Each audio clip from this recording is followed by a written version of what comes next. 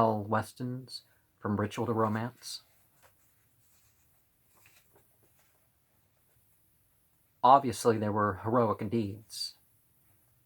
after the appearance of Christianity, but rather than vicariously,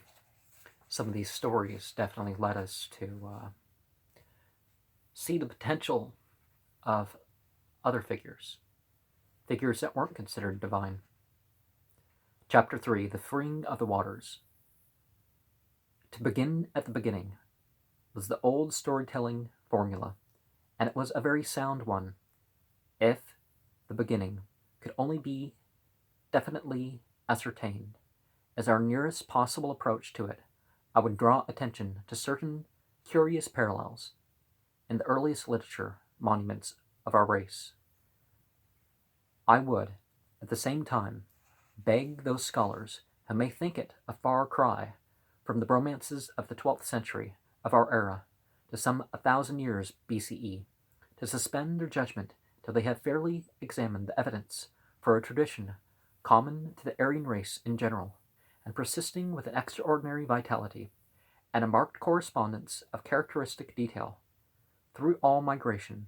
and modifications of that race, down to the present day, turning back to the earliest existing literature evidence, the Rig Veda, we become aware that in this vast collection of over 1,000 poems, it is commonly known as the 1,001 Hymns, but the poems contained in it are more than that in number, are certain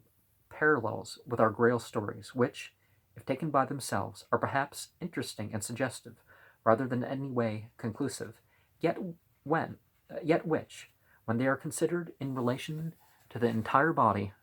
of evidence, assume a curious significance and importance. We must first note that a very considerable number of the Rig Veda hymns depend for their initial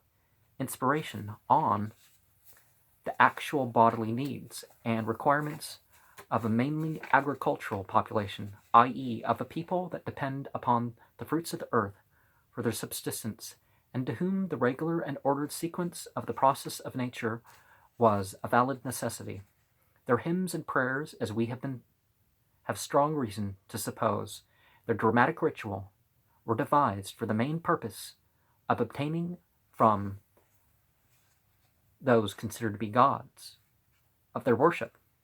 are treated as gods, that which was essential to ensure their well-being and the fertility of their land, warmth, sunshine, above all, sufficient water,